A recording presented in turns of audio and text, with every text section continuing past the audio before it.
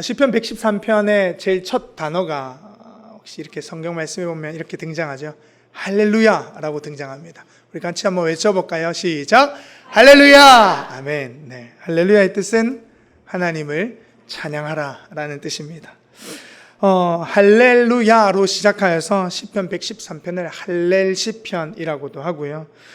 특별히 이 시편, 시편이면서 시이면서 노래인 이 시편이 사용되었던 게 제의 때, 제사를 드릴 때 많은 이스라엘 백성들과 함께 모여서 이 찬양을 불렀다고 합니다.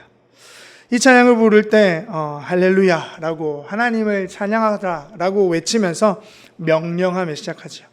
하나님을 찬양하는 데는 이유가 없습니다. 하나님을 찬양하는 그 뜻에는 하나님은 찬양받기 합당하시기에 다른 이유를 달지 않죠. 그 찬양의 내용에 대해서 1절부터 이렇게 설명하고 있습니다. 찬양의 내용에 대해서 이렇게 선포하고 있습니다. 우리 1절 말씀인데요. 같이 함께 읽겠습니다.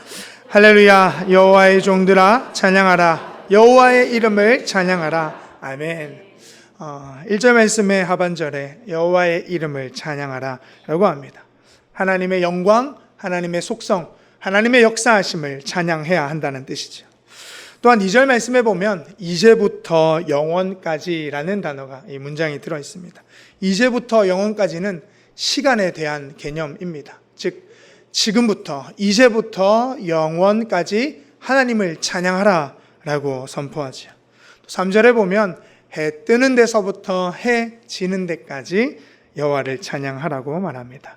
해 뜨는 데서 해 지는 데까지에 대한 이 문장은 시간적인 개념 같지만 사실은 공간적인 이야기를 하고 있습니다. 개념입니다. 해가 어디서 뜨죠? 동쪽에서 뜨죠. 동쪽에서, 이쪽이 동쪽인지 모르겠지만 동쪽에서 뜬 해는 어디로 지죠? 서쪽으로 집니다. 어느 곳에 서든지 어디서든지 하나님을 찬양하라. 오늘 시편 113편은 찬양하라. 네가 어디에 있든지 어느 시간이든지 너는 하나님을 찬양하도록 부름받은 하나님의 자녀다, 백성이다 라고 선포하며 모인 군중들에게, 모인 이스라엘 백성들에게 선포하며 함께 찬송 부릅니다. 즉 하나님의 찬양함은 영속성과 그리고 무한성을 가지고 있습니다. 그야말로 모든 피조물이 하나님을 찬양해야 한다, 그곳으로 초대하고 있는 이 1, 2, 3절의 말씀이죠. 그렇기에 찬양하는 것 자체는 우리에게 참 큰 의미가 있습니다. 그래도 오늘 찬양하는 이유를 대자고 한다면 오늘 시편의 기자는 그 찬양의 이유를 그 뒤에 나오는 4절로 6절에 말씀해 두고 있습니다. 왜 찬양해야 하나? 찬양이 왜 우리에게 중요한가? 찬양을 왜 해야 되는가에 대해서 말하죠. 우리의 삶에도 각자의 삶에 찬송들이 있을 것입니다. 여러분들의 삶에도 지난 한 주간 어떠한 찬양을, 어떠한 찬송을 부르며 살아오셨습니까? 기쁠 때는 기쁨의 찬송을 하나님께 드리셨을 것이고, 때로는 마음이 힘들고 어려울 때는 기도하며 눈물을 흘리며 그런 마음에 담은 고백의 찬송들을 또한 하나님께 드렸을 것이라 생각됩니다. 그런 찬양의 이유들을 오늘 시편에 있는 이 113편의 시인은 그 내용을 4절에서 6절의 이유를 이렇게 다루고 있습니다. 우리 4절에서 6절 말씀인데요. 같이 한 번 더 읽도록 하겠습니다. 여호와는 모든 나라보다 높으시며 그의 영광은 하늘보다 높으시도다. 여호와 우리 하나님과 같은 이가 누구리요? 높은 곳에 앉으셨으나 스스로 낮추사 천지를 살피시고. 아멘. 4절 말씀에서처럼 여호와는 모든 나라보다 하늘보다 높으신 분이다. 그렇게 위대하시고 그렇게 영광 받으시기 합당하신 분이 하나님이다 라고 찬송합니다. 근데 더 중요한 핵심은 그 뒤에 나옵니다. 여호와 우리 하나님과 같은 이가 누구인가 라고 질문을 던지면서 5절 하반절부터 6 전반절까지 나오는 이 내용이 그렇습니다. 그분은 높은 곳에 앉으셨으나 스스로를 낮추사 천지를 살피시는 분이시다 라는 것이죠.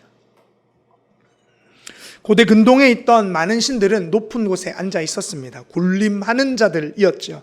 그 높은 곳에 군림하는 신들을 받들어 왕들조차도 군림하여 백성들 위에 서 있는 것, 그 백성들을 통치하여서 자기의 위상을 떨치는 것에 가장 큰 매력이 있습니다. 사람에게 있어서는 그게 매력이 있습니다. 높은 곳에 있는 것이 매력이 있고 높은 곳에 있는 사람이 존경받는 것 같습니다. 그러나 우리 하나님은 다르십니다. 하나님은 높은 곳에만 계신 분이 아니라 그 높은 곳에서 낮은 곳을 향하여 계신 분이며 낮은 곳을 보시면서 그 인생들을 굽어 살펴 천지를 살피시는 분이다 라는 것이지요. 사실 높은 곳에 있으면 밑에 보기가 참 쉽지 않습니다. 높은 곳에 있으면 밑에 보는 것이 싫습니다. 왜냐하면 밑을 보면 내 인생이 처량해 보이거든요. 내 삶이 그렇게 보일 때가 있습니다. 그런데 하나님은 그 높은 곳에서 낮은 인생을 찾아오셔서 그 높은 곳에만 계신 하나님으로서 만족하는 것이 아니라 낮은 자들을 향하여 고개와 시선과 방향을 돌리신다라는 것이죠. 오늘 2절에서 3절 말씀에 해 뜨는 데서부터 해 지는 데까지 이제부터 영원까지 찬양받으실 그 영원하신 하나님에 대한 이야기를 담아 높은 곳에 계신 하나님을 낮은 곳으로 내려오도록 오늘 찬양하시는 이야기합니다.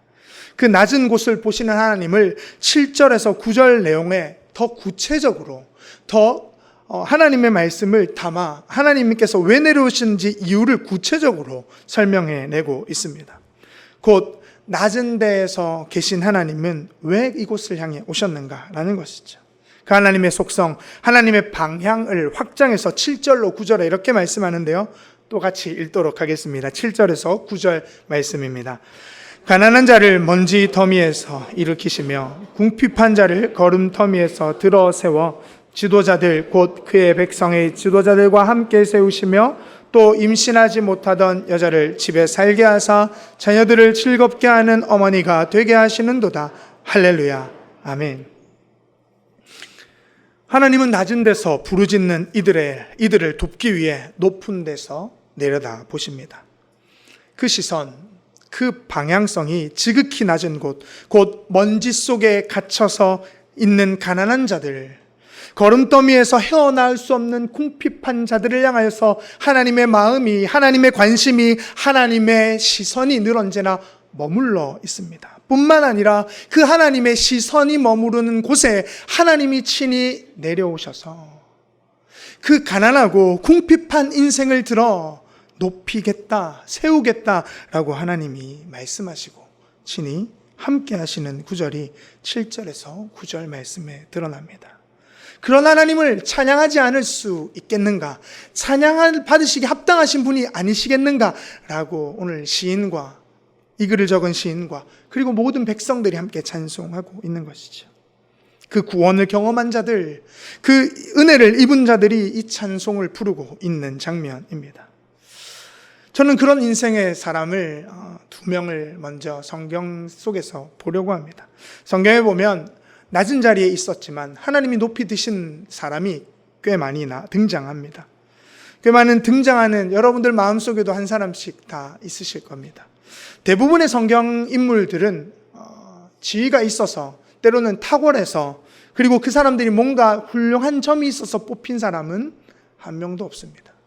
대부분이 다 세상 가운데 벗어나 내몰려 있고 그리고 세상 가운데에서 버림받아 아무도 관심이 없는 그 사람에게 하나님이 관심 가져주시고 그를 세워 일으켜 주셨죠. 그런 인물 중에 제가 한 명 먼저 이야기하고 싶은 사람은 모세라는 사람입니다. 우리가 너무나도 잘 아는 성경 인물이죠. 잠깐 그에 대해서 이야기를 하자면 그는 이스라엘 사람 히브리인이었습니다. 그러나 애굽에서 그들이 살아갈 때에 바로라는 왕이 그 당시에 어린아이로 태어났던 모든 아이를 죽이라는 명령이 있었습니다.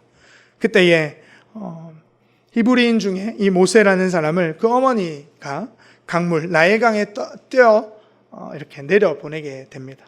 그 강에서 목욕하던 애굽의 공주인 공주가 그를 건져내어서, 모세를 물에서 건져내어서 그를 양자 삼아 왕자로 키웁니다. 이스라엘 사람이지만 그는 애굽 왕자로 자랍니다. 40년이라는 세월을 왕자로 그 생활을 잘합니다. 40년이 흐른 뒤 그의 마음 한켠에 자기 민족 이스라엘이 노역으로 고생하고 노예로 잡혀 있는, 어찌 보면 같이 생활하는 공동체였음에도 노예로 신분으로 전락해버린 이스라엘 백성들을 향한 마음이 들었던 것 같습니다. 그들을 향하여서 해방시키고자 하는 마음이 있었던 것 같습니다.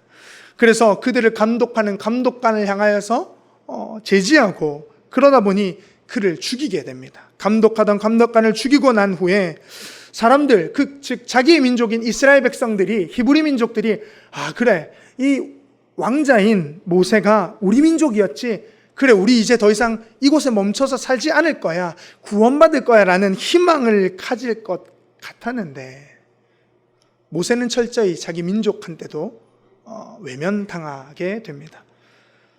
그들이 얘기하기를, 어제 네가 죽였던 그 감독관과 같이 우리도 죽일 것이 아니냐라고 자기 민족들한테도 등을 돌리는 외면을 당하게 되죠. 그는 그 외면 속에 정처 없이 광야로 쫓겨납니다. 미디안 광야로 간 그는 양을 치며 또다시 40년이라는 세월을 보내게 되죠. 아무도 알아주지 않고 오늘 말씀에서와 같이 먼지더미 속에, 거름더미 속에 놓인 인생이 되어버렸습니다. 그의 40년의 인생 속에 양을 치며 자기의 존재와 방향도 잃어버린 인생 가운데에 80세가 된 이 노인 모세에게 하나님이 찾아오셨습니다. 힘도 없고 기력도 없고 삶의 방향도 잃은 이 한 사람에게 떨기나무 불길 가운데에서 하나님이 찾아와 그에게 이렇게 말씀하십니다. 출애굽기 3장 7절과 10절 말씀해 보면 이렇게 말씀합니다.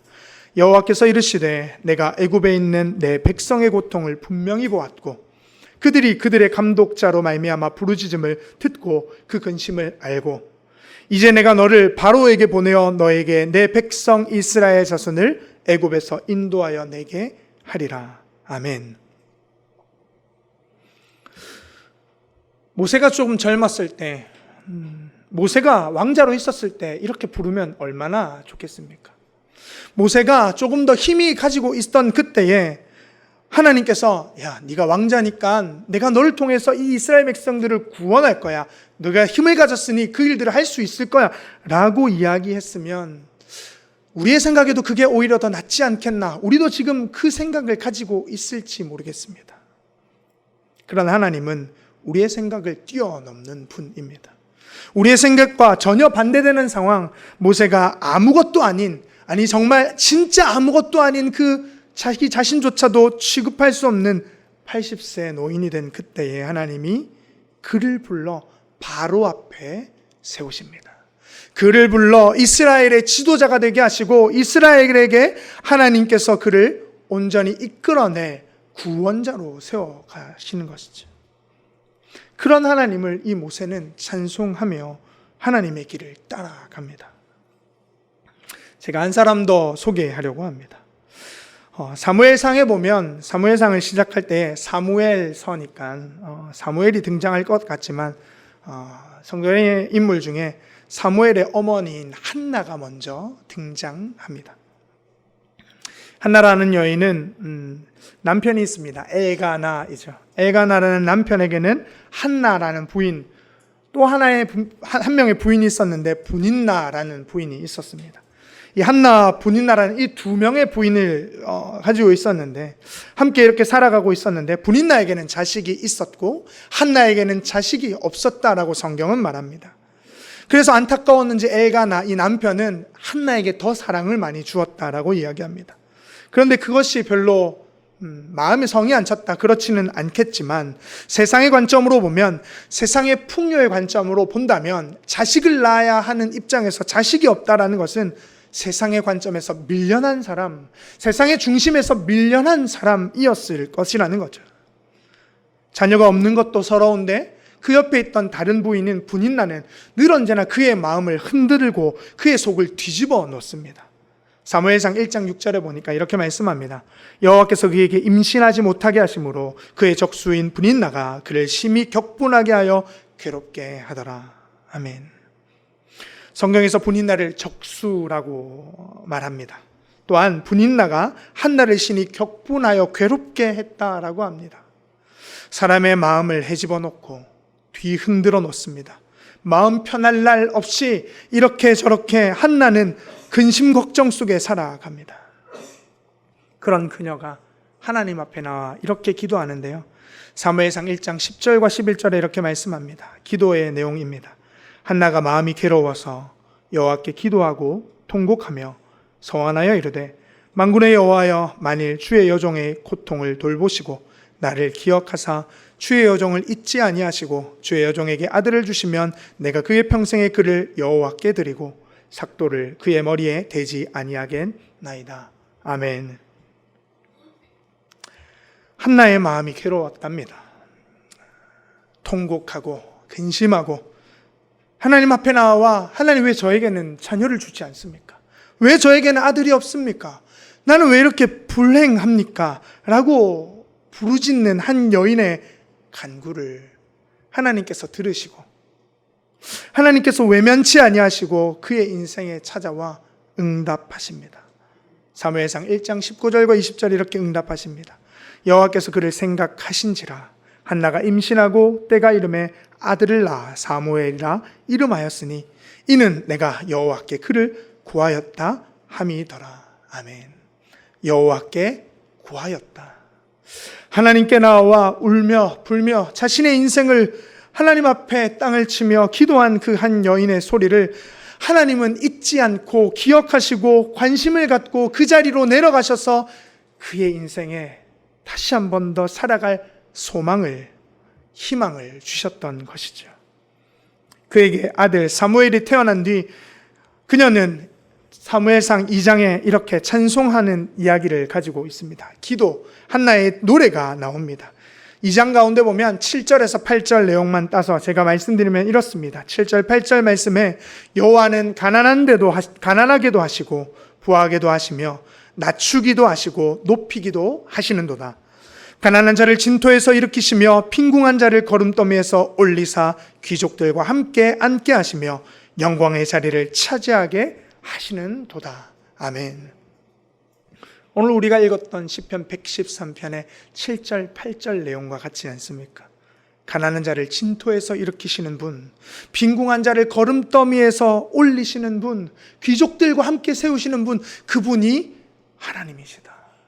9절 말씀에서처럼 아이를 갖지 못하는 그 여인을 어머니가 되게 하셔서 자녀들과 함께 즐겁게 하시는 분, 그분이 하나님이시다. 그 집에 들어앉게 하실 분이 하나님이시다 라고 선포합니다. 그렇기에 주와 같은 이가 어디 있겠는가? 찬송할 수밖에 없는 이라고 말씀하고 있는 것이죠. 세상에 밀려난 자들, 변두리로 밀려나 아무런 희망도 소망도 없는 자들, 하나님의 시선은 그들을 향해 있고 하나님은 그곳을 향하여서 친히 내려가 낮은 곳에 찾아가 그런 사람들을 일으키시고 높이시고 온전케 하신다라고 말씀합니다. 우리 하나님은 상한 갈대를 꺾지 아니하시며 꺼져가는 등불을 끄지 아니하시는 분이십니다.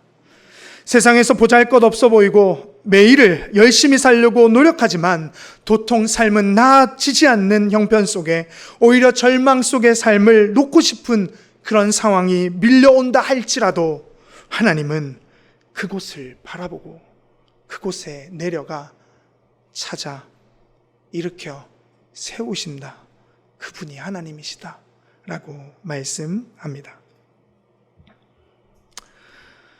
저는 고등학교 시절에 꽤 많이 나름의 방황을 했습니다. 고등학교 시절에 대다수가 방황을 하죠. 네, 아닌가요?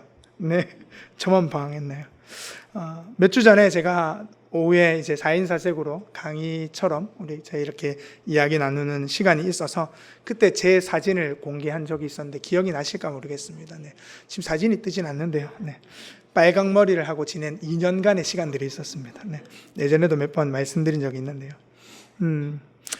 저에게 많은 혼란스러움이 있었다라고 저는 생각이 듭니다. 그 시절을 돌이켜보면 그 시절이 후회되거나 그 시절이 너무 암울했거나 그렇지는 않습니다. 그 당시에 고민했던 것들을 고민했었고, 그 당시에 표출을 할 수 있는 방향은 머리를 빨갛게 염색하거나 학교를 굉장히 늦게 가거나 그런 것들로 참 그리스도인답지 못한, 그렇지만 그 당시에 청소년이 경험할 만한, 그렇게 경험 안 하는데 제가 좀 오버해서 경험할 만한 것들을 경험했던 시기들이었습니다.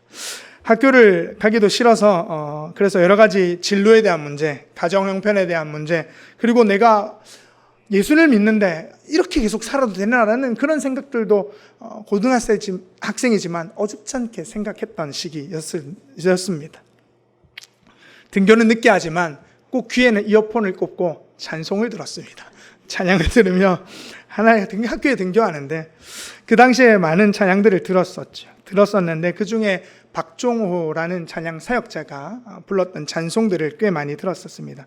제가 처음 하나님을 경험하고 만나게 됐던 찬송도 박종호 씨가 부른 찬송이었습니다. 그 찬양 중에 보면 너를 사랑해라는 찬양이 있습니다. 그 시절 저를 붙들어 메워 주었던 찬양이기도 하고요. 하나님의 마음을 깨닫게 한 찬송이기도 합니다. 그 찬양의 가사가 뜰 텐데요. 가사가 이렇습니다. PPT 화면도 가사가 있는데 한번 띄워주시면 좋겠네요. 찬양 가사가 잘 뜨는데.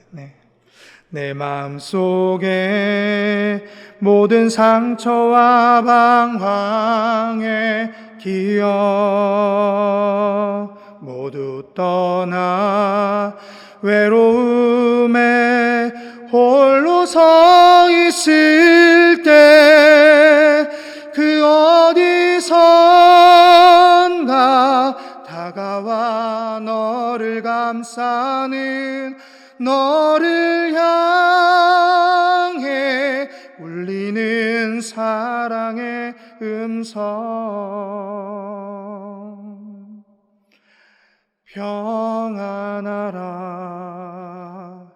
두려워 말라 평안하라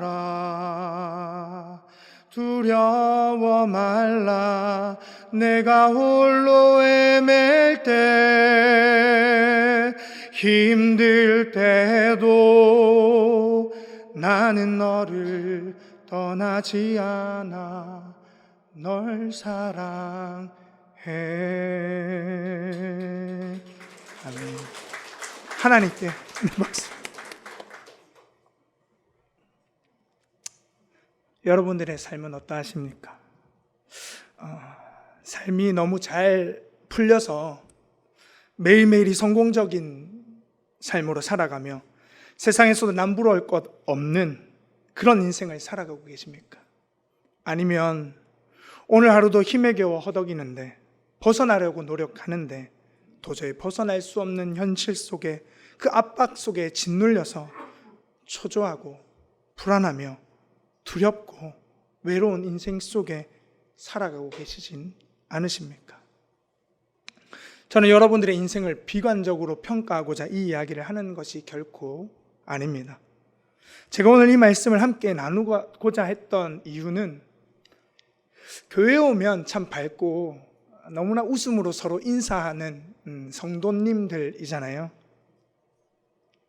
평소의 삶에는 어떠한지 교회 와서는 참 웃음으로 마주대하고 기쁨으로 서로 인사합니다.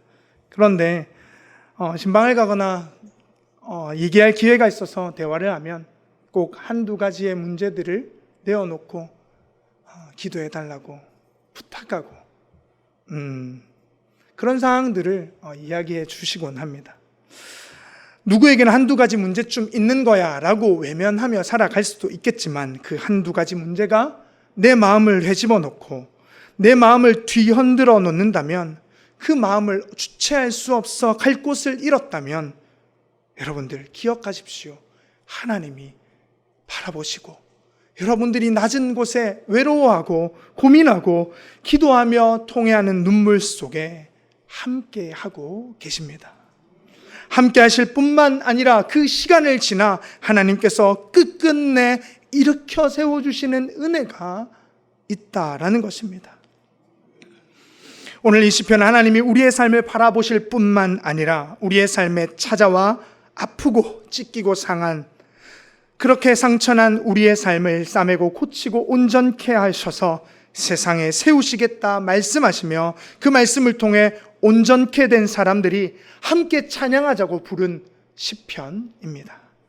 여기 계신 성도님들도 저는 그러리라 생각됩니다.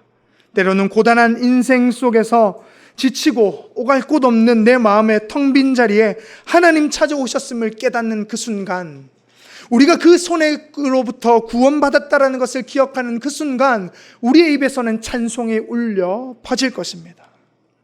무엇보다도 하나님이 왜 우리를 위하여 낮아지셨는가, 왜 내 인생의 깊이까지 찾아오셔서 나를 내버려 두지 않고 일으켜 세워주시는가 라고 말한다면, 가장 잘 드러난 사건이 하나님께서 친히 내려오셔서 달리신 십자가라고 말씀드리고 싶습니다. 자신의 아들인 예수 그리스도를 십자가에 못 박아 죽기까지 죄인인 우리를 위하여, 죽은 우리를 위하여 살려내시고자 하는 그 구원의 은혜, 그 끝없는 사랑, 그 사랑이 오늘도 우리의 삶에 흘러 들어와 하나님이 우리를 바라보고 계시다, 내 인생을 붙들고 계시다, 여전히 나는 하나님의 사람으로 하나님이 세워가실 것이라는 것을 바라보며 하나님께서 내 마음이 뒤흔들고 내 마음이 낙심될 때에 찾아와 위로하시고 다시 한 번 더 내 입술에 찬송을 주실 것을 기억하며 살아가는 우리 모두가 될 수 있기를 간절히 소망합니다. 우리 마지막으로 시편 113편 1절 말씀 함께 읽도록 하겠습니다. 할렐루야, 여호와의 종들아 찬양하라, 여호와의 이름을 찬양하라. 아멘. 살아계신 아버지 하나님, 사랑의 하나님, 감사합니다. 우리에게 있어서 하나님의 구원을 맛보아 이 자리에 나와 구원받은 백성으로 예배드리며 살아가지만, 그럼에도 삶은 여전히 우리에게 아픔이 있고 내가 걷는 그 길이 어려움이 있습니다. 그래서 그 마음을 부여잡고 하루하루를 살아가는 우리의 성도님들의 삶에 하나님이 계시다는 것을 말씀하고 있고, 그 하나님이 우리를 구원하셨다는 것을 잊지 않고 잊어버리지 않도록 우리에게 말씀하여 우리를 거름더미에서, 우리를 먼지더미에서 일으켜 세워 세상 가운데 우리를 하나님의 자녀 삼으신 은혜를 감사합니다. 그 은혜로 우리의 삶이 이번 한 주간도 또한 영원토록 주를 찬송하며 주의 구원과 끝없는 사랑을 노래하며 살아가는 우리 모두 되도록 인도하여 주시옵소서. 모든 말씀 우리 주 예수 그리스도 이름으로 기도드립니다. 아멘. 하나님은 우리의 삶을 보시고 우리가 있는 낮은 곳으로 찾아와 위로하시고 온전케 하시며 일으켜 세워 주십니다. 그러므로 홀로 된 시간 속에 아무도 우리를 돌아보지 않는 삶에도 주님이 찾아오셔서 함께 하심을 찬송하며 세상 속으로 나아가십시오. 지금은 우리 구주 예수 그리스도의 은혜와 아버지 하나님의 극진하신 사랑과 성령 하나님의 감동 교통하심이 세상에 내몰리고 사람들의 틈바구니에서 밀려난 우리의 인생에 찾아와 주신 주님을 사랑을 찬송하며 함께 나아가는 양정교회와 모든 성도들과 주님의 백성들과 그 가정과 열방의 선교사님들 머리 위에 이제로부터 영원히 함께 하시기를 간절히 축원하옵나이다. 아멘.